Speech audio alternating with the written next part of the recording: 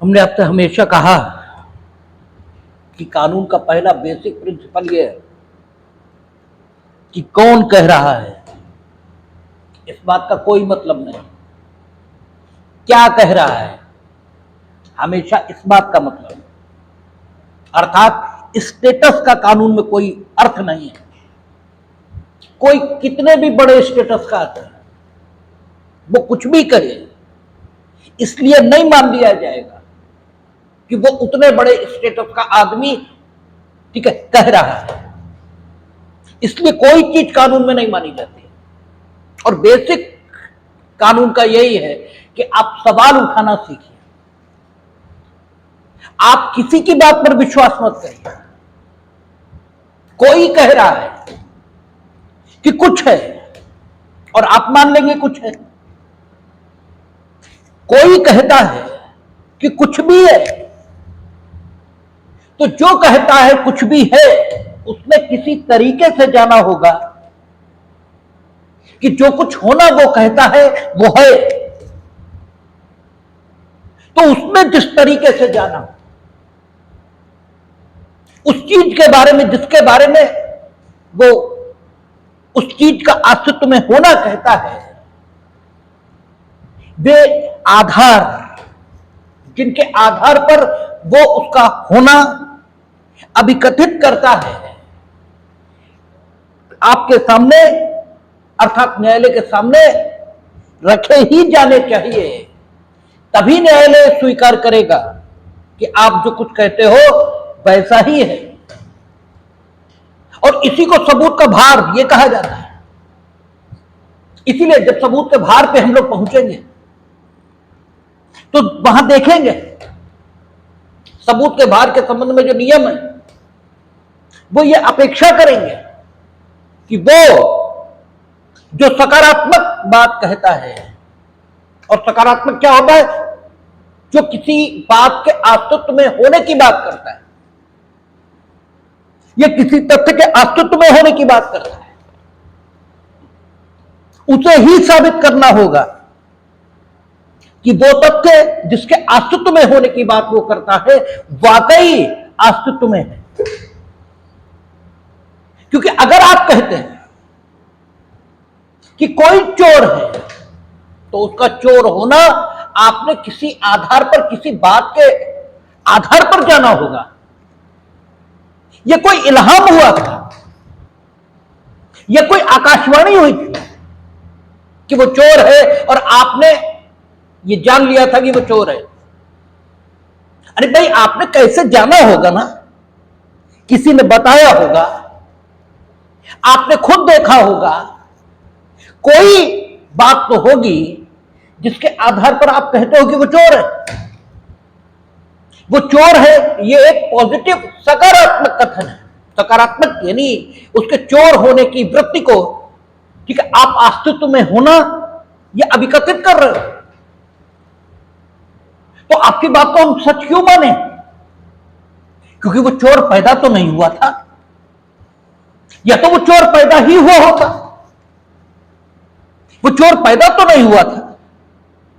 अगर चोर बना है तो यही बना होगा, ठीक है। भगवान जी के यहां से चोर आया तो नहीं था।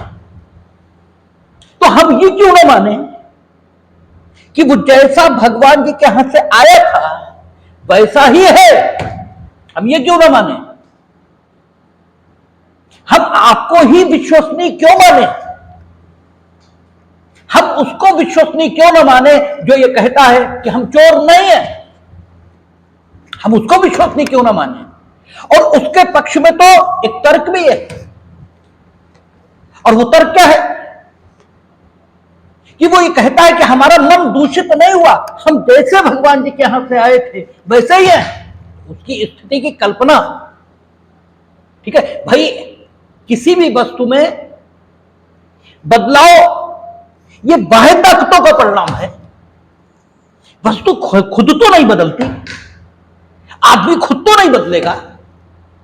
इसीलिए दांडिक विधि की अवधारणा है कि व्यक्ति तब तक दोषी नहीं है जब तक वो दोषी साबित ना हो जाए। भाई आप साबित करो ना, वो दोषी हम क्यों माने? वो भी उस दशा में जबकि वो निर्दोष आया था, या तो वो दोषी आया होता, और ये हम जानते हैं कि वो निर्दोष आया था। तो आप कह रहे हो ना दोषी, और आप जहां से आए हो वहीं से वो आया है, और वो जो कुछ कह रहा है वो उस अवस्था के बारे में कह रहा है जो वाकई अस्तित्व में थी, ये हमें भी मालूम है। और तुम जो अवस्था होना कहते हो उसके बारे में हमारा मत भी यही है कि हो भी सकता है और नहीं भी हो सकता है।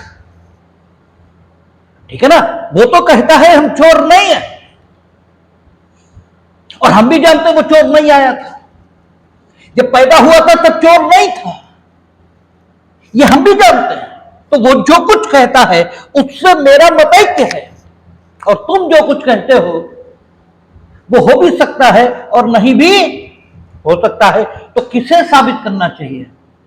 साबित करने का भार किस पर होना चाहिए? तुम पर, क्योंकि तुम कहते हो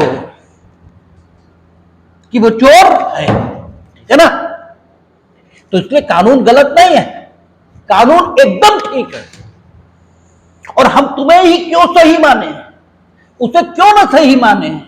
स्टेटस में तुम ऐसे कौन से ऊपर हो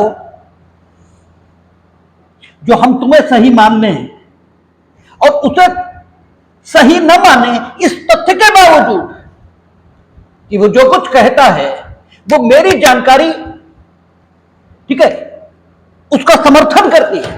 मतलब मेरी जानकारी जो है उसके बारे में, और वो जो कुछ कहता है अपने बारे में वो एक ही है, ठीक है ना? तो इस दृष्टिकोण से आप देखेंगे तो कानून की इस प्रक्रिया की विश्वसनीयता, रिलीवेंसी, बुद्धिमत्ता, ये सब कुछ समझ में आएगी आपको कि कानून वाकई ये बहुत शानदार चीज है। इससे ज्यादा रीजन्ड बात, इससे ज्यादा न्यायोचित बात और क्या हो सकती है? ठीक है, आप खुद सोचो। और यही बात आपको धारा 67 में, जो पुराने भारतीय साक्ष्य अधिनियम के उसमें, और वर्तमान की धारा 65, ठीक है, ये वर्णित कर रही है। पुराने इंडियन एविडेंस एक्ट उसकी धारा 67 और नए की धारा 65 पढ़ने की जरूरत नहीं। मोटा मोटा बात करेंगे तो यह कहती है कि न्यायालय के समक्ष आप कोई भी दस्तावेज ये अगर प्रस्तुत करोगे और ये कहोगे कि इस दस्तावेज पर जो लेख मौजूद है वो अमुक व्यक्ति का है, या इस दस्तावेज पर जो हस्ताक्षर हैं वो अमुक व्यक्ति के हैं, तो हम ये क्यों मान लें कि अमुक व्यक्ति के हैं ही? या तो आप सर्टिफिकेट प्रस्तुत करोगे, नहीं हम तो सत्यवादी हरिश्चंद्र के खानदान के हैं, सीधे वहीं से आए हैं, इसलिए हमारी बात को मान लिया जाना चाहिए। भाई क्यों मान लें हम?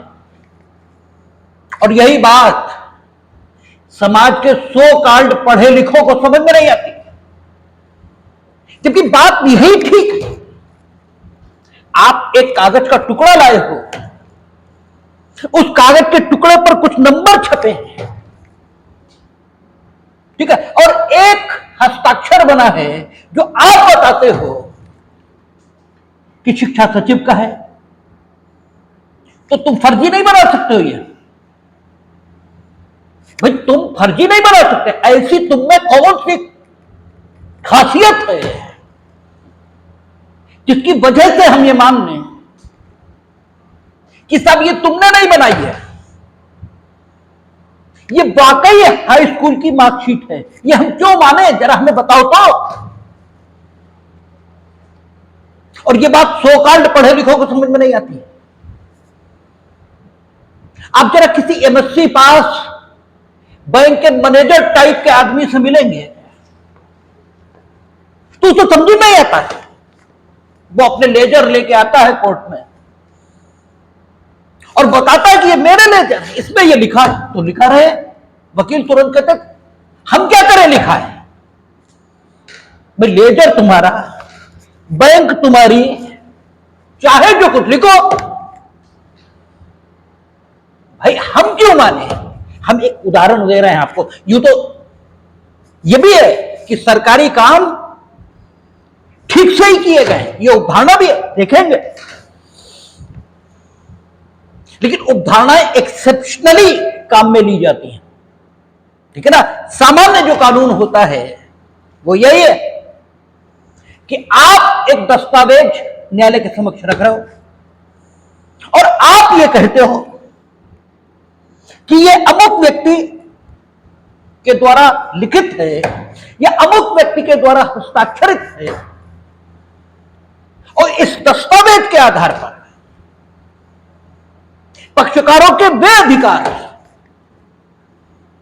जिनके बारे में एडजुडिकेशन पेंडिंग है कोर्ट में, उसको निर्णित कर दिया जाए। तो भाई आपकी बात क्यों मानी जाए, जरा ये तो बताइए। व्हाट स्टेटस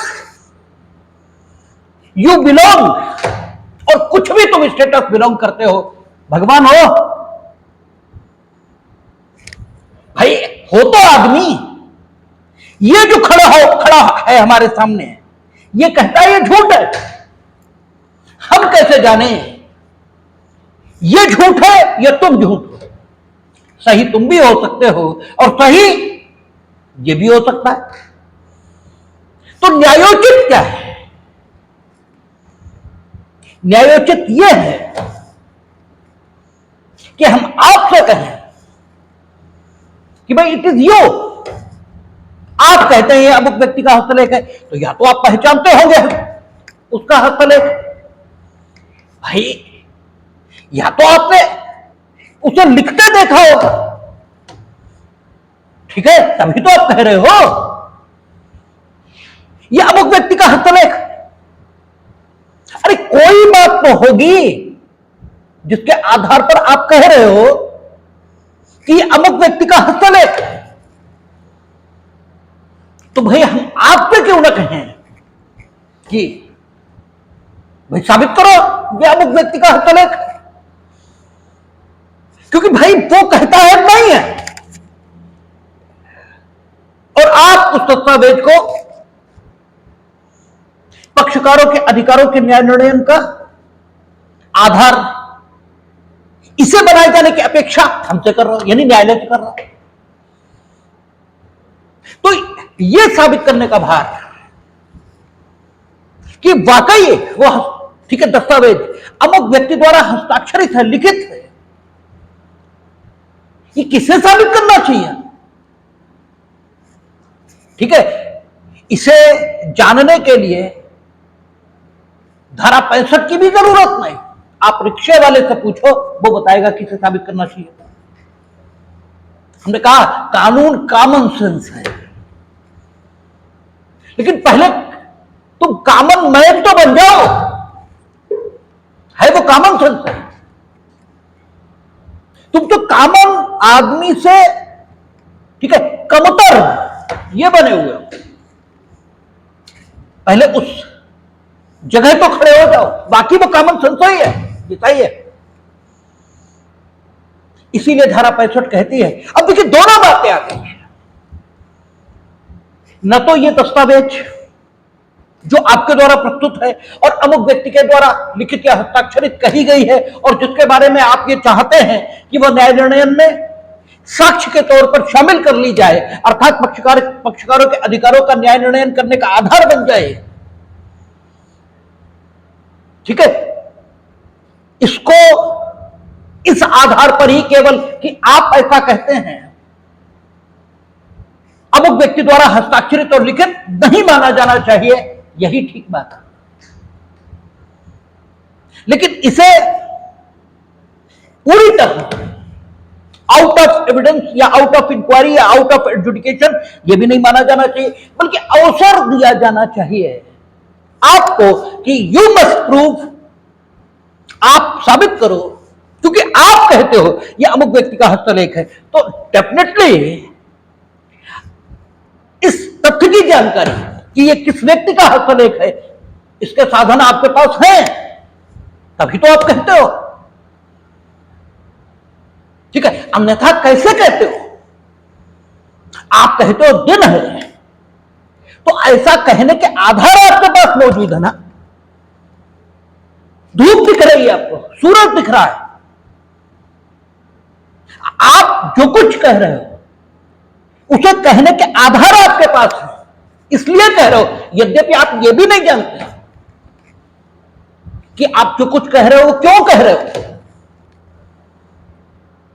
ठीक है, लेकिन फिर भी बात यही ठीक है कि आप वही कहते हो जिसे कहने के आधार आपके पास होते हैं। तो आप कहते हो यह अमुक व्यक्ति का हस्तलेख है, तो आप साबित करो, साबित करो, मीनिंग देयर बाय।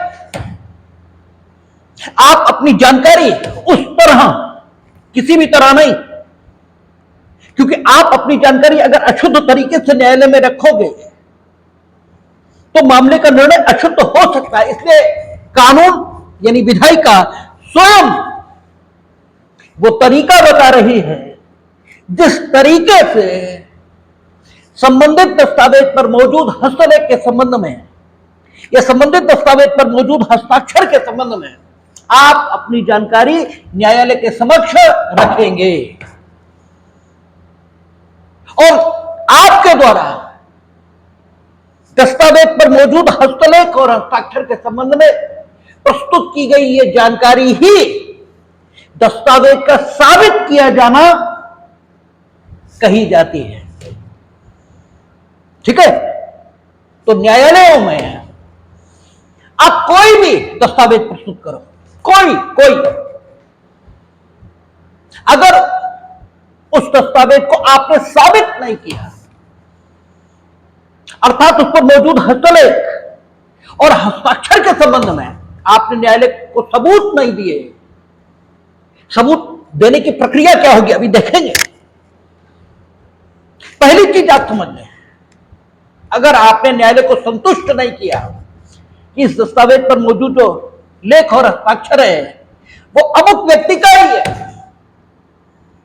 तब तक न्यायालय उस दस्तावेज को साबित नहीं मानेगा और साबित न मानने की दशा में दैट विल बी, ठीक है, अ बियर पेपर नॉट एविडेंस। ठीक है ना, वो जॉली LLB 2 में कहता है कि मेरे सामने लगातार पेपर आते हैं लेकिन एक भी पेपर ऐसा नहीं आता जिसके बारे में मैं ये कह सकूं कि yes it is the evidence. एक भी पेपर ऐसा नहीं आता।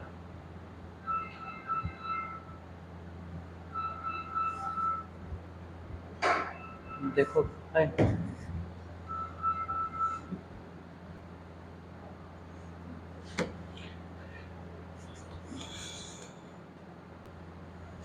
तो आपको साबित करना होगा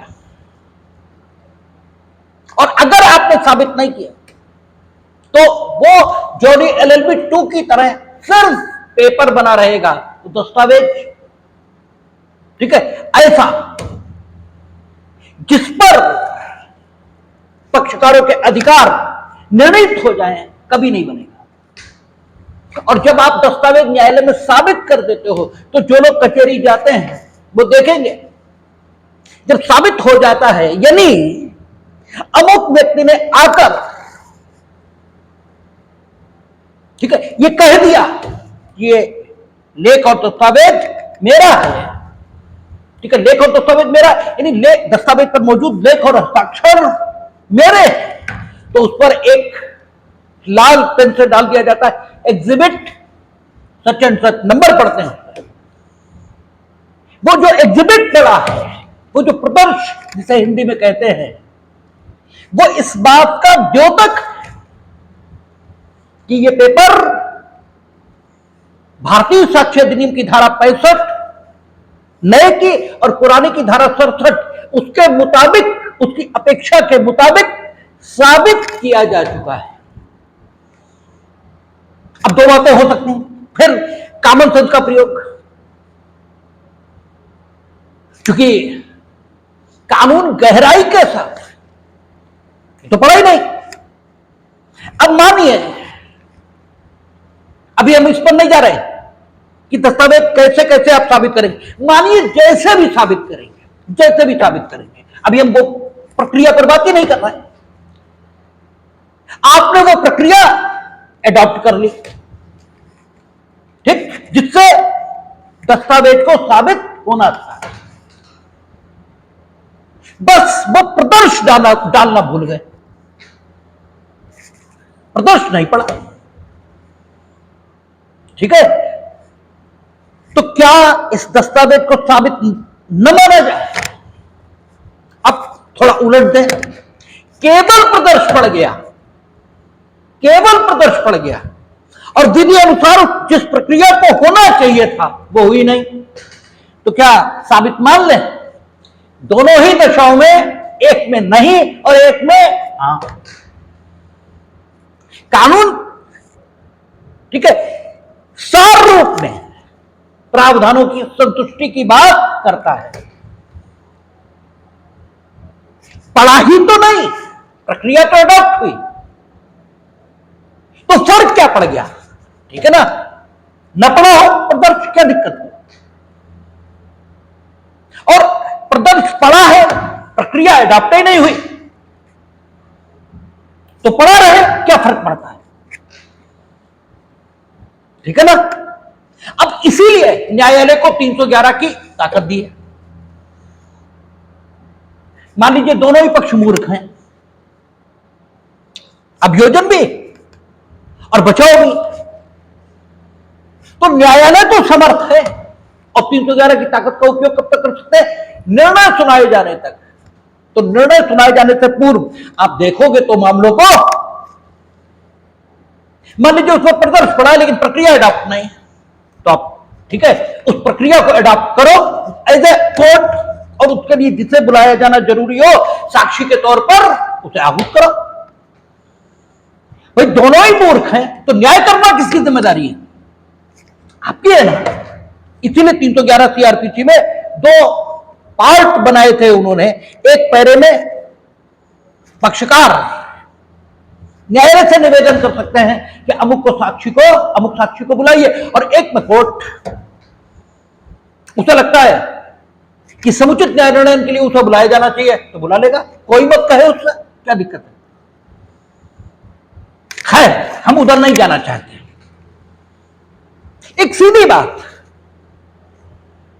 न्यायालय में आपने कोई पेपर प्रस्तुत कर दिया, वो पेपर डॉक्टर साहब का मेडिकल है, वो पेपर बैंक का कोई पेपर दिखाई पड़ता है, इस सब से कोई ताल्लुक नहीं, क्योंकि कानून में इस बात का महत्व नहीं है पेपर किसने प्रस्तुत किया, किसी ने किया, इससे क्या मतलब।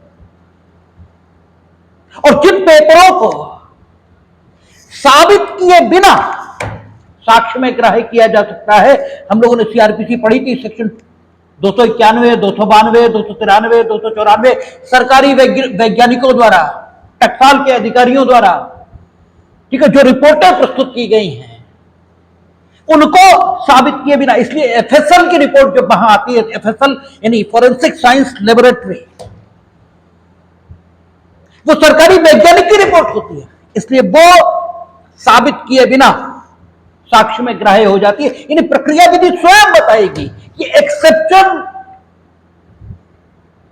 पुरानी 67 का और नई 65 का कहां पर है, और जहां पर एक्सेप्शन नहीं है वहां आपको दस्तावेज साबित करनी है। और वहां भी है कहा कि सामान्य तौर पर सरकारी वैज्ञानिकों आदि की रिपोर्ट बिना साबित किए साक्ष्य में ग्राह्य हो जाएगी, लेकिन न्यायालय को अगर लगता है कि there is some extraordinary situation, that is why this paper, meaning thereby the writing, ठीक है, which is present on this document और the signature should be proved, then he may summon to that person who has prepared such a report, ठीक है। वहां भी ये ताकत है, क्योंकि न्यायालय न्याय कर रहा है, ये महत्वपूर्ण नहीं है। या यूं कहें, इससे कम महत्वपूर्ण यह भी नहीं है कि यह दिखे कि न्यायालय न्याय कर रहा है, तभी विश्वास बनेगा। इसलिए धारा 65 अपेक्षा करती, क्या कहती है? कहती है यदि कोई दस्तावेज किसी व्यक्ति द्वारा हस्ताक्षरित या पूर्णतः या भागतः लिखी गई अभिकथित है, तो यह साबित करना होगा कि वह हस्ताक्षर या उस दस्तावेज के उतने का हस्तलेख जितने के बारे में यह अभिकथित है कि वह उस व्यक्ति के हस्तलेख में है, उसके हस्तलेख में है, ये साबित करना होगा। और इसीलिए कचहरी आप जाएंगे तो आप पुलिस को जो एप्लीकेशन देते हैं मुकदमा लिखाने के लिए, वह एप्लीकेशन मूल रूप से, ठीक है, अन्वेषण की डायरी का भाग बनकर न्यायालय में मौजूद होती है, और अभियोजन की जिम्मेदारी होती है कि वो ये साबित करें कि ये एप्लीकेशन दी गई थी, इसी पर प्रथम सूचना रिपोर्ट अंकित हुई और अन्वेषण हुआ। तो अभियोजन क्या करता है? आपको सम्मन करता है, आपको सम्मन करता है अभियोजन, मीनिंग न्यायालय की सहायता से आपको सम्मन करवाता है और आपको बुलाता है न्यायालय में, और फिर पूछता है, लोक अभियोजक जो होता है वो पूछता है कि देखिए ये एप्लीकेशन आपने दी थी, ठीक है, किसने लिखी थी, किसने बोली थी, ठीक है, इस पर मौजूद ये हस्ताक्षर किसके? जब वो कहता है मेरे हैं, और तब हम लिखवाते हैं कि साक्षी ने, ठीक है, प्रार्थना पत्र को देखकर उस पर मौजूद अपने हस्ताक्षरों की पहचान की है, उसको स्वीकारोक्ति की है कि ये हस्ताक्षर उसने। और आप जानते हैं कि दस्तावेजों की अंतर वस्तु के सिवाय सभी तथ्य मौखिक साक्ष्य से साबित किए जा सकते हैं। हम दस्तावेज के अंतर वस्तु साबित नहीं कर रहे हैं, हम उसके, ठीक है, इस तथ्य को साबित कर रहे हैं कि इस पर मौजूद हस्तलेख तुम्हारा है, हस्तलेख के तथ्य, हस्तलेख के उसके होने के तथ्य को, ठीक है, हम स्थापित कर रहे हैं, हस्तलेख उसका है, इस तथ्य का साक्ष्य दे रहे हैं, तो मौखिक साक्ष्य से आ जाएगा। और इसीलिए जैसे वो कहता है कि मेरे हैं, फिर हम उस पर, ठीक है, लिखवाते हैं कि खुले न्यायालय में अपने हस्ताक्षरों की पहचान करने के आधार पर, ठीक है, तहरीर कागज संख्या इतने इतने पर, ठीक है, प्रदर्श इतने डाला गया, ठीक है ना। अब वो पेपर साबित हुआ है, अब वो एविडेंस का भाग बना है, अब साक्ष्य माना जाएगा वो, इससे पहले साक्ष्य नहीं है वो। अच्छा, वो मर गया, ठीक है, वो साक्षी नहीं है, वो मर गया, क्योंकि जो रिपोर्ट लिखाएगा वो न्यायालय में गवाही देने से पहले नहीं मरेगा, इस बात की तो कोई गारंटी है नहीं, मर गया। तो फिर कैसे आप साबित करेंगे? सेक्शन 47 पढ़ के आए थे हम लोग, सेक्शन 47 पढ़ा था, हस्तलेख के बारे में राय, ठीक है, और इसे कचहरी में द्वितीय साक्ष्य का प्रस्तुत किया जाना, यह कहा जाता है, ठीक है।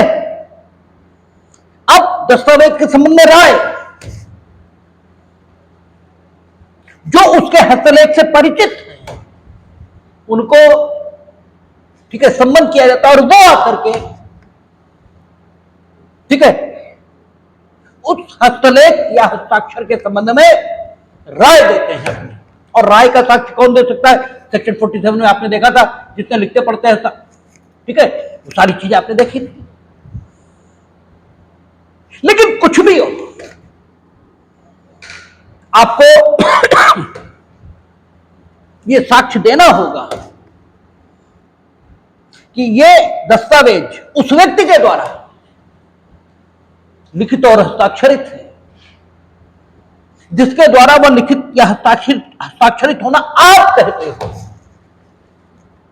जब तक आप ये साक्ष्य नहीं दोगे न्यायालय को, न्यायालय बिल्कुल नहीं मानेगा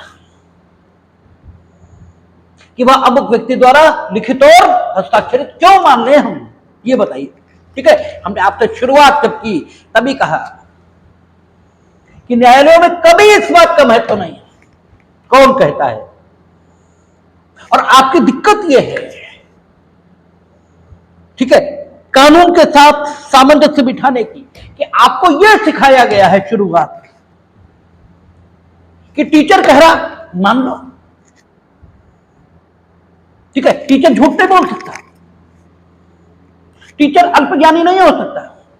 क्या प्रक्रियाएं इतनी शुद्ध है कि जिसे टीचर होना चाहिए वही टीचर है? अनुभव तो इसके ठीक विपरीत है। अनुभव तो यह है कि जिसे रिक्शा चलाना चाहिए वो टीचर है। अनुभव तो यह है। ठीक है, ये यूं कहें, ऐसे टीचर भी हैं जिन्हें रिक्शा चलाना चाहिए, तो इनकी हम इसीलिए मान लेंगे टीचर हैं। ये हमारे टीचर, इसमें मेरी गलती तो नहीं है, इन्हें सेलेक्ट करने वालों की गलती है जिन्होंने टीचर बना दिया। ये तो लेखपाल होने लायक आदमी नहीं थे। लेखपाल होने लायक मतलब लेखपाल कोई मूर्ख नहीं होता, लेकिन कहने का मतलब यह है कि कर्मचारी होता है लेखपाल, जो निर्देश दिया जाता है उसको फॉलो करता है। और टीचर की भूमिका यह नहीं, वो निर्देश नहीं ग्रहण करता है, विषय का ज्ञान देता है। तो सवाल यह है, कानून में कभी ये नहीं सिखाया जाता कि विश्वास करिए, तर्क की दुनिया है, मतलब कानून की दुनिया तर्क की दुनिया है। यहां आप जो कुछ कहते हैं साबित करिए, वैसा ही है। आपको हम सच्चा आदमी क्यों मान लें भाई? आप अपनी सच्चाई साबित करेंगे या आप अवतारी पुरुष? भाई आप अवतारी पुरुष तो है नहीं कि मोदत ने कहा कि मैं ईश्वर के वचन सुनकर आया हूं, ठीक है, और ईश्वर ने मुझसे ये कहा है, लोगों ने मान लिया, यस कहा है। तो तुम मोदत, ठीक है साहब, अवतारी पुरुष तो खैर होने का दावा नहीं करते हैं, ठीक है, मैसेंजर ऑफ गॉड उन्हें माना जा सकता है, तुम्हें मान लें, तुम कह दो हम मान लें। तुम कह दो ये हाई स्कूल की मार्कशीट है, हम मान लें ये हाई स्कूल की मार्कशीट है, और कंप्यूटर तुझे स्कैन होकर हो जाती है, हम ये क्यों ना माने ये स्कैन हुई है? ठीक है, आप उसकी शुद्धता स्थापित करेंगे नहीं? आप बुलाइए ना माध्यमिक शिक्षा परिषद के सचिव को, आके बताएगा, उसके बाद तो रिकॉर्ड होगा, लेके आएगा,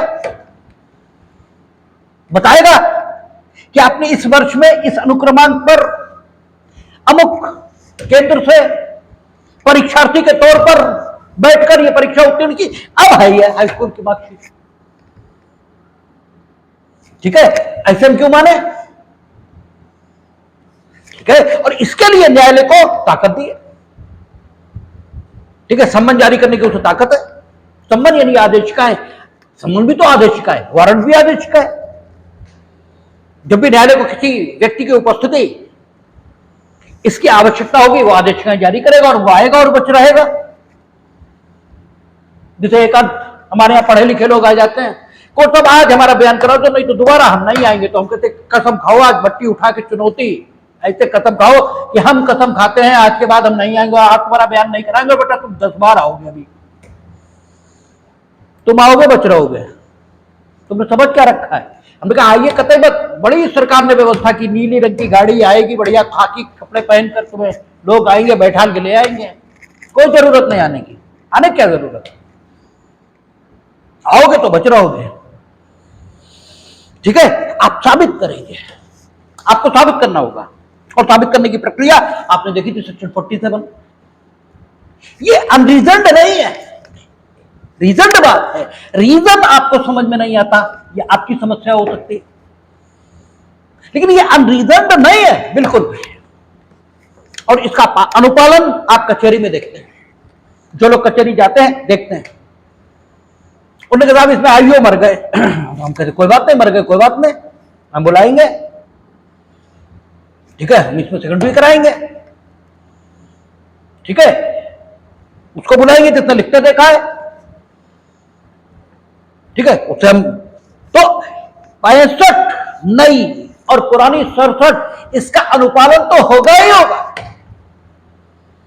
ये तो साबित ही करना पड़ेगा। साबित करने का तरीका क्या? उस व्यक्ति को बुला लो, ठीक है, वो अपने हस्तलेख के बारे में स्वयं, ठीक है, न्यायालय को संतुष्ट कर दे, या उसके हस्तलेख से परिचित किसी व्यक्ति को बुला लो, लेकिन बुलाना तो होगा। अब यह अलग बात है कि आप धारा 65 या धारा 67 कभी पढ़ते ही नहीं, तो न्यायालयों में जो कुछ हो रहा है वो आपको समझ में नहीं आ रहा, ये आपकी समस्या है। लेकिन जो कुछ हो रहा है उसके लिए आधार के रूप में सेक्शन मौजूद है। पुराने भारतीय साक्ष्य अधिनियम में धारा 67 थी, नए में 65। अगली धारा देखें 66, कहता इलेक्ट्रॉनिक हस्ताक्षर के बारे में सबूत। ये पुराने में 67A है, ठीक है ना, पुराने में 67A है। कहता है सुरक्षित इलेक्ट्रॉनिक हस्ताक्षर की दशा में के सिवाय यदि यह अभिकथित है कि किसी हस्ताक्षरकर्ता का इलेक्ट्रॉनिक हस्ताक्षर इलेक्ट्रॉनिक अभिलेख में लगाया गया है, तो यह तथ्य साबित किया जाना चाहिए कि ऐसा इलेक्ट्रॉनिक हस्ताक्षरकर्ता का इलेक्ट्रॉनिक चिन्हक है। ये आईटी एक्ट बताएगा कि इलेक्ट्रॉनिक सिग्नेचर अगर किसी इलेक्ट्रॉनिक डॉक्यूमेंट में है तो साबित कैसे किया जाएगा? वहां शायद वो अधिकारी है कोई, वो प्रमाणित करता है, सर्टिफिकेट आता है। हाँ, सुरक्षित इलेक्ट्रॉनिक हस्ताक्षर है तब नहीं। कहता ना सुरक्षित इलेक्ट्रॉनिक हस्ताक्षर की दशा में के सिवाय, यानी सुरक्षित इलेक्ट्रॉनिक हस्ताक्षर है तो ये बात नहीं, क्योंकि वो तो ऑलरेडी सिक्योर्ड इलेक्ट्रॉनिक सिग्नेचर है। और सिक्योर्ड इलेक्ट्रॉनिक सिग्नेचर कब कहा जाता है? आप बड़े बड़े हॉस्पिटल्स में जाइए, रेलवे जाइए, उन्होंने कहा ये रेलवे का कंप्यूटर है, रेलवे का कंप्यूटर है। अब चूंकि रेलवे का कंप्यूटर है इसलिए उसे आप ऑपरेट नहीं कर सकते, ठीक है ना। उन्होंने कहा ऊपर से रिजर्वेशन 5 बजे के बाद बंद कर दिया जाता है, ठीक है ना, ऊपर से बंद हो गया, तो क्या है? वो सुरक्षित इलेक्ट्रॉनिक हस्ताक्षर है। अब आज आपने टिकट की बुकिंग कराई, प्रिंट आउट आप रात में ले लो, मिल जाएगा, लेकिन 5 के बाद उसमें एंट्री नहीं हो सकती, ठीक है ना, वो ऊपर से बंद है, सुरक्षित इलेक्ट्रॉनिक हस्ताक्षर है वो, ठीक है ना। वो जो टिकट निकल कर आ रहा है वो रेलवे द्वारा जारी है, पूरे टिकट को ही रेलवे का हस्ताक्षर ये कहा जाएगा। पूरा टिकट जो है वो रेलवे के द्वारा जारी एक हस्ताक्षर है, एक अधिकार पत्र है, जिसके आधार पर आप रेलवे की जो ट्रेन है उसमें जा सकते हैं। तो एक सुरक्षित इलेक्ट्रॉनिक हस्ताक्षर होता है। तो सुरक्षित इलेक्ट्रॉनिक हस्ताक्षर अगर है तो उसे छोड़ दीजिए, अन्यथा अगर किसी दस्तावेज पर इलेक्ट्रॉनिक हस्ताक्षर लगा है तो आपको यह साबित करना होगा कि वो, ठीक है, उसी व्यक्ति का इलेक्ट्रॉनिक सिग्नेचर है जिस व्यक्ति का वो इलेक्ट्रॉनिक सिग्नेचर बताया जाता है। कानून में कुछ भी माना नहीं जाएगा, आपको साबित करना होगा। 67, ठीक है, ये पुराने में 68 है, क्योंकि वहां 67A, ठीक है ना, और यहां जो 67A है वो 66 हो गई, ठीक है ना, इसलिए अगला 67, ये वहां 69 है, नहीं 69 क्यों, 68 है, ठीक है।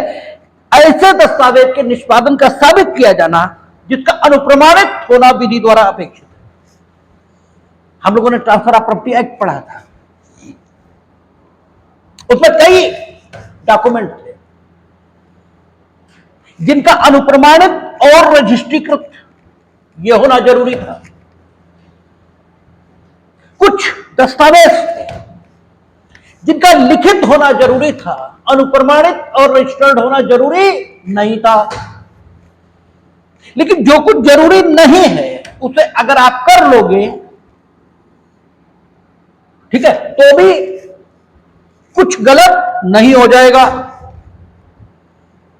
जो जरूरी है जब वो नहीं करोगे तो गलत हो जाएगा। अनावश्यक आप करोगे तो समय और साधन इसकी बर्बादी हो सकती है, ठीक है ना, कि समय और साधन आप अनावश्यक काम कर रहे हो। कहते हैं कई बार कि क्या बेकार का काम कर रहा है, अननेसेसरी टाइम वेस्ट कर रहा है, लेकिन उससे नुकसान कोई नहीं होता। जो आवश्यक है वो नहीं करोगे तो नुकसान होगा। शपथ लेना जरूरी नहीं थी, आपने ले ली, कोई दिक्कत नहीं। लेनी जरूरी थी, नहीं ली, अब दिक्कत है। देखिए, चीजों को समझना चाहिए। दो विचारधाराएं होती हैं। आदमी अच्छा है, एक बात यह हो सकती है, सोचने का ढंग एक यह हो सकता है कि वो अच्छा है जिसने स्वयं में सद्गुणों का विकास किया है। अब यह मान्यता जिसकी होगी कि वो अच्छा है जिसने सद्गुणों का विकास किया है, यह मानेगा कि अच्छाई आरोपित है, ठीक है। और एक कहेगा कि कुछ विकसित करने की जरूरत है नहीं, आदमी तो पैदा ही अच्छा हुआ है। बुरा और अच्छा दो ही तो है, बुरा वो पैदा नहीं हुआ, अच्छा ही पैदा हुआ है ना। तो अच्छाई स्थिति है, ये आरोपित नहीं है, ये सिचुएशन है। एक ऐसे देखेगा मामले को। जूरिस्प्रूडेंस में सत्य की खोज में सब है, सबका अपना तरीका है। रियलिस्टिक कहते हैं असत्य हटा दो, सत्य ही बचेगा। अरे भाई, असत्य हटा दोगे बचेगा क्या? जो बचेगा वही सत्य है। असत्य यह है कि तुम बताते हो कानून है, ये अगर यही कानून है तो इसी कानून के मुताबिक एक की बेल खारिज हो जाती है, एक को मिल जाती है। हेमंत सोरेन भी चीफ मिनिस्टर और केजरीवाल भी चीफ मिनिस्टर। हेमंत सोरेन को लोकसभा चुनाव प्रचार के लिए बेल नहीं मिली, केजरीवाल को मिली। कानून यही है। तो ये सत्य कहां है कि ये कानून है? नहीं, असत्य हटाइए, ये बात खत्म करिए कि ये कानून है ना। सत्य ये है कि ये महोदय जज साहब जो कह रहे हैं बस वही कानून है, ठीक है। तो रियलिस्टिक इस ढंग से सोचना है। तो चीजों को देखने के, चीजों को सोचने के ढंग हो सकते हैं। जो अनावश्यक है, जो अनावश्यक है वो नहीं किया तो समय की बचत हुई, लेकिन जो आवश्यक है वो तो करना ही पड़ेगा, ठीक है। अनावश्यक कर देंगे तो कोई दिक्कत नहीं, लेकिन आवश्यक इसे करना जरूरी है, ठीक है। यहां कहता है कि जो दस्तावेज अनुप्रमाणित, अब टीपीए में कुछ दस्तावेज है जिनका अनुप्रमाणन और रजिस्ट्रेशन दोनों जरूरी, और कुछ दस्तावेज हैं जिनका लिखित होना पर्याप्त है, यानी 100 रुपए से कम का बंधक है, लिखित होना पर्याप्त है, ठीक है। अनुप्रमाणित और रजिस्टर्ड होना ये जरूरी नहीं, लेकिन करा लो तो कोई दिक्कत थोड़ी है। अगर आपने करा लिया तो कोई समस्या नहीं। जब आपने टीपीए पढ़ी थी तो हमने आपको बताया था कि डॉक्यूमेंट के 3 भाग हैं। सबसे पहले निष्पादन दस्तावेज का होता है, फिर अनुप्रमाणन होता है, और फिर रजिस्ट्रेशन या पंजीकरण जो होता है, निष्पादन को आप अंग्रेजी में क्या बोलते हैं, एग्जीक्यूशन। सेकंड स्टेज पर अनुप्रमाणन यानी अटेस्टेशन, और तीसरे स्टेज पर रजिस्ट्रेशन ये होता है। निष्पादन, अनुप्रमाणन और रजिस्ट्रेशन, इसे घटित होने से पहले दस्तावेज को अभिलिखित यह किया जाता है, और दस्तावेज के अभिलिखित होने से पूर्व वे तथ्य पक्षकारों की सहमति से अस्तित्व में आते हैं जिनका अभिलेखन किया जाता है। ठीक है ना। पहले संविदा मौखिक तौर पर वो विक्रय की हो, बंधक की हो, पट्टे की हो,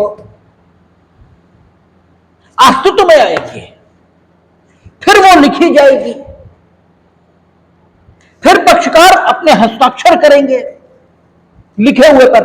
अब निष्पादन पूरा हुआ दस्तावेज का, और पक्षकार जब दस्तावेज पर हस्ताक्षर करेंगे तो वे लोग जो पक्षकारों को दस्तावेज पर अपना हस्ताक्षर करते हुए या निशानी अंगूठा या अन्य कोई निशान लगाते हुए देखेंगे, ये लोग अनुप्रमाणक साक्षी कहे जाएंगे, और इनके द्वारा निष्पादन का तथ्य अस्तित्व में ठीक है, अस्तित्व में आने की स्वीकारोक्ति के तौर पर स्वयं अपना हस्ताक्षर जब दस्तावेज पर किया जाएगा, तब यह कहा जाएगा कि अनुप्रमाणक साक्षियों ने अनुप्रमाणन कर दिया है। ठीक है ना। आप किसी भी दस्तावेज पर कोई हस्ताक्षर करते हैं तो उस हस्ताक्षर को, ठीक है, कुछ तथ्यों के अस्तित्व में रहने के सबूत के तौर पर लिया जाता है। ठीक है ना। जैसे आपको बताया था एनआई एक्ट में, नेगोशिएबल इंस्ट्रूमेंट एक्ट में, कि जैसे ही आप उस पर पृष्ठांकन करते हो, दो प्रकार का पृष्ठांकन आपको बताया था, निरंक, ठीक है, इंडोर्समेंट इन फुल, ठीक है ना, एक पूर्ण पृष्ठांकन और एक निरंक पृष्ठांकन। निरंक पृष्ठांकन में क्या करते हैं, केवल हस्ताक्षर बना देते हैं, और आपके हस्ताक्षर बनाने का प्रभाव यह होता है, मानो आपने दस्तावेज पर यह लिख दिया है कि दस्तावेज के धारक यानी चेक के धारक को चेक में उल्लिखित धनराशि का भुगतान कर दिया जाए। तो आपका हस्ताक्षर बनाना किन्हीं तथ्यों के विद्यमान होने का सबूत। तो ऐसे अनुप्रमाणक साक्षी जब हस्ताक्षर बनाते हैं तो वे हस्ताक्षर बनाकर इन तथ्यों के अस्तित्व में होने की घोषणा करते हैं कि जिन पक्षकारों के द्वारा दस्तावेज को निष्पादित होना कहा गया है, उन्हीं पक्षकारों ने दस्तावेज को निष्पादित किया है।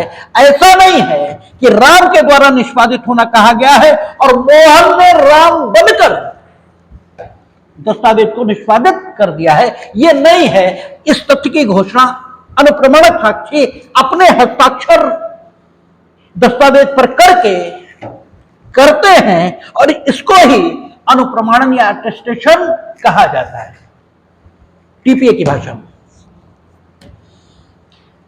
अब एक दस्तावेज जो अटेस्ट किया गया है विधि की अपेक्षाओं के मुताबिक, या विधि की अपेक्षाओं के मुताबिक नहीं, फिलहाल वो अटेस्ट है, ठीक है ना, चाहे विधि की अपेक्षाओं के मुताबिक है और चाहे विधि की अपेक्षाओं के बिना है, वो अनुप्रमाणित है। तो दस्तावेज की जेन्युइननेस, इसको साबित करने के लिए भैया तो पक्षकार कहें कि हमने निष्पादित किया, तब तो अनुप्रमाणक साक्षियों की कोई जरूरत है ही नहीं भाई, तब तो कोई आवश्यकता ही नहीं। वो खुद ही कह रहे हैं कि हमने किया। अनुप्रमाणक साक्षी यही तो कहेंगे कि हमने देखा, इन्होंने ही किया, और जब वो खुद कहते हैं हमने किया तो फिर तो कोई मतलब ही नहीं। लेकिन अगर अनुप्रमाणक साक्षी, अगर जो पक्षकार हैं वो निष्पादन का प्रत्याख्यान करें, डिनायल करें कि हमने नहीं, ये हमने लिखा ही नहीं, हमारी सिग्नेचर ही नहीं है, हमने इस दस्तावेज का निष्पादन किया ही नहीं, तो अनुप्रमाणक साक्षी ये बुलाए जाएंगे। ठीक है, और आपको पता है मिनिमम 2 अनुप्रमाणक साक्षी होने चाहिए, उनमें से कम एक इसे बुलाया जाएगा और वो आकर साबित करेगा कि इन्होंने ही हस्ताक्षर किए थे। झूठ बोलते हैं, ठीक है, तो इस तथ्य का सबूत देखा हो। दस्तावेजों के अंतर्गत के सिवाय सारे तथ्यों के संबंध में मौखिक साक्ष्य दिया जा सकता है, इसलिए अनुप्रमाणक साक्षी मौखिक साक्ष्य के माध्यम से यह साबित करेगा कि अनुप्रमाणन वो निष्पादन इन्होंने ही किया। निष्पादन के तथ्य का सबूत ये देगा। ठीक है, हां, अगर दस्तावेज रजिस्टर्ड भी है तो हम लोग अभी वहां पहुंचे नहीं हैं, आगे उदाहरणाएं आएंगी, ये माना जाएगा कि सरकारी काम ठीक से किए ना।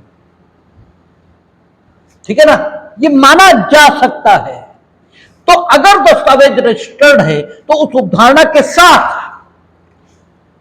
इसको पढ़ा जाएगा और तब न्यायालय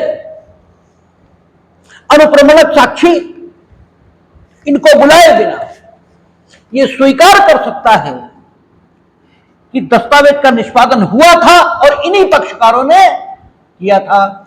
फिर निष्पादन के तथ्य को साबित किया जाना जरूरी नहीं होगा। लेकिन अगर कोई पक्षकार प्रत्याख्यान करने लगता है, कोई पक्षकार डिनाइल करने लगता है कि नहीं हमने नहीं किया, ये फर्जी है रजिस्ट्रेशन, तो फिर अनुप्रमाणक साक्षी को उस दशा में भी बुलाना होगा जबकि वह रजिस्टर्ड है। और ठीक बात यही है, इसके अलावा ठीक कुछ भी नहीं हो सकता। ठीक है, यही लिखा है, देखें, कहता है यदि किसी दस्तावेज का अनुप्रमाणित होना विधि द्वारा अपेक्षित है तो उसे साक्ष्य के रूप में उपयोग में न लाया जाएगा जब तक कम से कम एक अनुप्रमाणक साक्षी, यदि कोई अनुप्रमाणक साक्षी जीवित और न्यायालय की आदेशिका के अधीन हो तथा साक्ष्य देने के योग्य हो, उसका निष्पादन साबित करने के प्रयोजन से न बुलाया गया हो। थोड़ा सा चेंज करना पड़ेगा क्योंकि हमने देर देखा नहीं था, ऐसे ही बोल दिया था, इसलिए थोड़ा सा चेंज करना पड़ेगा। उसने यह कहा कि विधि की अपेक्षा के अनुसार यदि किसी दस्तावेज का अनुप्रमाणित होना विधि द्वारा अपेक्षित, यानी अगर अनुप्रमाणित होना विधि द्वारा अपेक्षित नहीं है लेकिन आपने करा रखा है, तो अनुप्रमाणक साक्षी को बुलाए जाने की जरूरत नहीं है। आप उस दस्तावेज को ऊपर वाली धारा की अपेक्षा के मुताबिक साबित कर दीजिए, यानी जिसने लिखा है वो स्वयं बता दे या उसके हस्तलेख से जो परिचित है वो आकर बता दे। लेकिन अगर विधि की अपेक्षा के मुताबिक अनुप्रमाणित होना यह अपेक्षित है तो फिर एक अनुप्रमाणक साक्षी कम से कम बुलाना होगा, यह साबित करने के लिए कि वह, ठीक है, उन्हीं पक्षकारों के द्वारा निष्पादित है जिन पक्षकारों के द्वारा निष्पादित कहा जाता है। क्योंकि ये लिखा नहीं है इसमें, लेकिन अनुप्रमाणक, ठीक है, यह अनुप्रमाणक साक्षी किस तथ्य का साक्ष्य देंगे? वो निष्पादन के ही साक्षी तो है। भाई अनुप्रमाणन काहे का होता है? निष्पादन का ही तो होता है। तो निष्पादन ये साबित करने के लिए एक अनुप्रमाणक साक्षी बुलाना होगा उस दशा में जबकि दस्तावेज विधि अनुसार, ठीक है, अनुप्रमाणित होना जरूरी है, तब आपको बुलाना ही होगा। ठीक है, अच्छा, admitted facts need not to be proved, ये भी है। अब दस्तावेज दोनों पक्षकारों को स्वीकार है कि हाँ निष्पादित हुई थी, तब फिर भले ही वो विधि के अनुसार अनुप्रमाणित होना आवश्यक थी, तो भी जब उसका निष्पादन स्वीकृत हो गया, ठीक है, तो अनुप्रमाणक साक्षी बुलाए क्यों जाएंगे? क्योंकि निष्पादन को साबित ही तो करेंगे अटेस्टिंग विटनेसेस, और जब अटेस्टिंग विटनेसेस आए इससे पहले ही, ठीक है, एग्जीक्यूशन का तथ्य ये स्वीकार हो गया, तो फिर बुलाने की जरूरत नहीं बची। ठीक है ना? ये यदि कोई अनुप्रमाणक साक्षी जीवित और न्यायालय के आदेश का अधीन हो तथा साक्ष्य देने के योग्य उसका निष्पादन साबित करने के प्रयोजन से न बुलाया गया हो तब तक अनुप्रमाण साबित नहीं माना जाएगा। ठीक है, परंतु ऐसे किसी दस्तावेज को निष्पादन को साबित करने के लिए जो विल नहीं है और जो भारतीय रजिस्ट्रीकरण अधिनियम के उपबंधों के अनुसार रजिस्ट्रीकृत है, किसी अनुप्रमाणक साक्षी को बुलाना आवश्यक न होगा जब तक कि उसके निष्पादन का प्रत्यक्षान उस व्यक्ति द्वारा जिसके द्वारा निष्पादन तात्पर्य है विनिर्दिष्टता न किया गया। यानी अगर वसीयत है तो यह बात लागू नहीं होगी। यानी वसीयत है तो वसीयत कैसे साबित की जाएगी उसके संबंध में इंडियन सक्सेशन एक्ट वहां प्रोविजन दिए गए।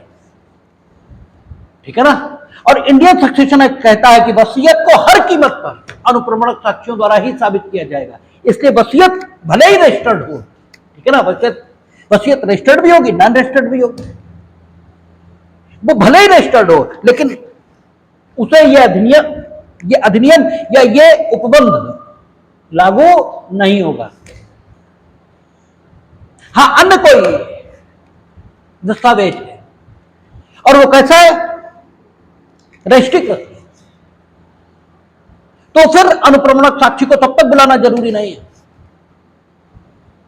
जब तक कि एक, ठीक है, वह पक्षकार जिसके द्वारा उसे निष्पादित होना, ठीक है, बताया गया है, वो निष्पादन का प्रत्यक्षान न करने लगे। जब वो डिनाइल करेगा तभी अनुप्रमाणक साक्षी बुलाया जाएगा, अन्यथा रजिस्ट्रेशन का तथ्य अपने आप में इस बात को उद्धारित करने में, ठीक है, मदद करेगा या इस बात को उद्धारित करने की अपेक्षा करेगा कि सरकारी काम ठीक से किए गए हैं, अन्यथा ये रजिस्टर्ड कैसे होगा। ठीक है ना, लेकिन हां, डिनाइल अगर हो गया तब तो फिर बुलाना ही पड़ेगा। और ऊपर कहा कि एक अनुप्रमाणक साक्षी बुलाना पड़ेगा यदि अनुप्रमाणक साक्षी जीवित है, न्यायालय के आदेशिका के अधीन है और साक्ष्य देने के लिए समर्थ है। अब ऐसी स्थिति नहीं है, ठीक है, कि अनुप्रमाणक जो साक्षी है वो या तो जीवित नहीं है या न्यायालय के आदेशिका के अधीन नहीं है, ठीक है, या अपने हस्ताक्षरों का ही प्रत्याख्यान करता हो, कहता हमने किया ही नहीं, जो मेरे ही सिग्नेचर नहीं, वो अनुप्रमाणक के जो हस्ताक्षर है उन्हीं को डिनाइल करता है, तो कैसे साबित होगा, आगे दिया है, उसकी भी प्रक्रिया आगे दी, प्रोसीजर एकदम कंप्लीट होता है, उसकी भी आगे प्रक्रिया दी है, लेकिन वो यथास्थान आएगी, जहां आएगी बताई जाएगी। ठीक है, आ गया, कहता जब किसी भी अनुप्रमाणक साक्षी का पता ना चले तब प्रक्रिया, ठीक है, जब कोई अनुप्रमाणक साक्षी ढूंढे नहीं मिल रहा तब क्या करें।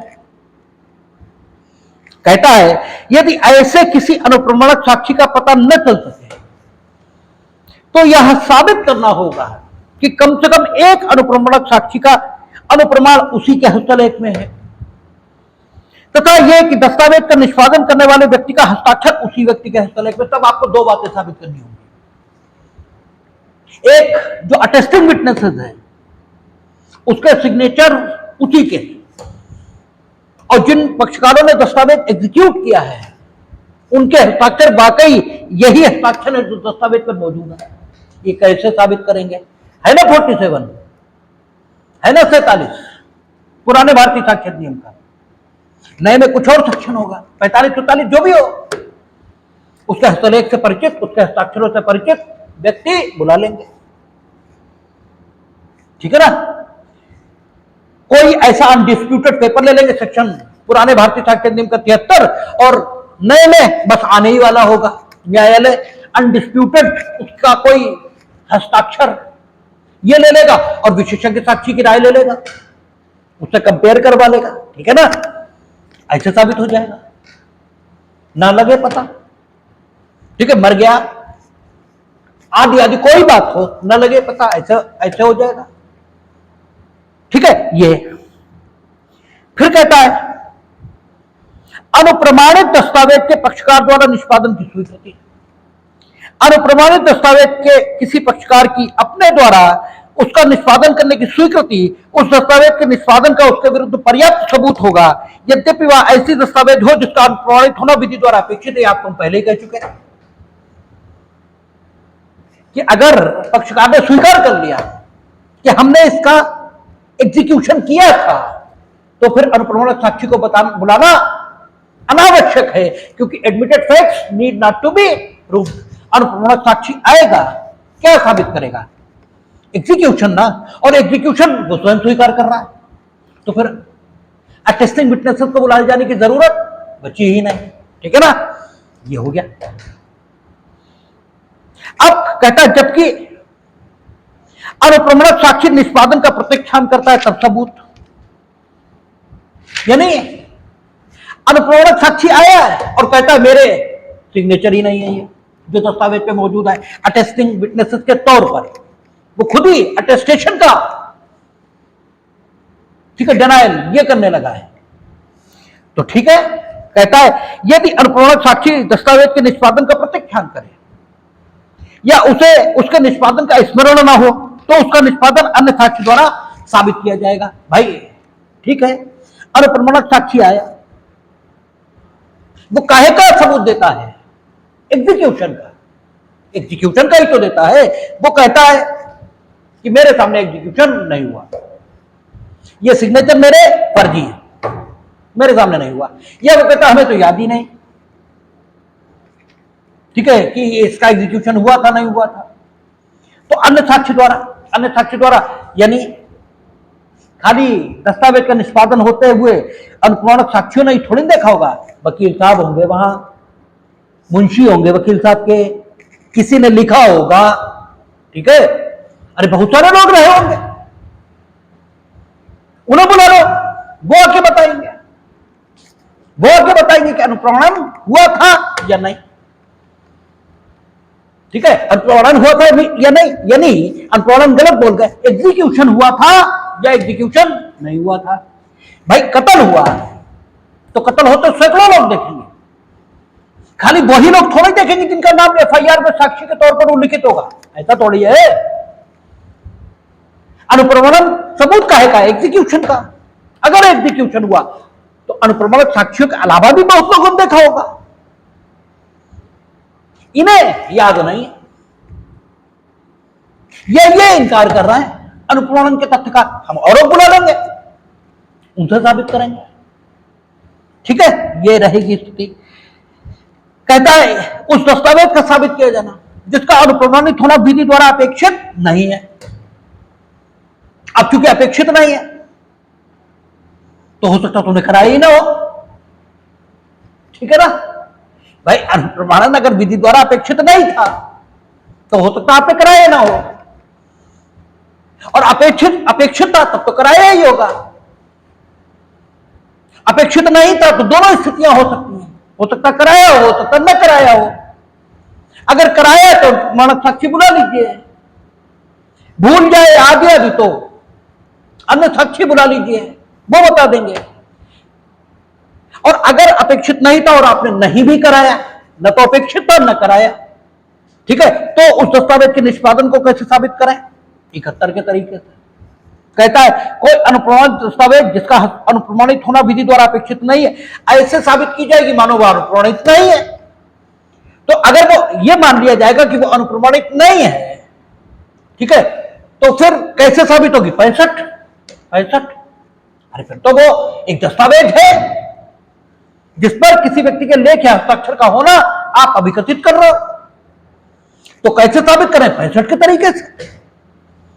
या तो वो व्यक्ति स्वयं है ये बताने के लिए कि हां हमने निष्पादन किया, और या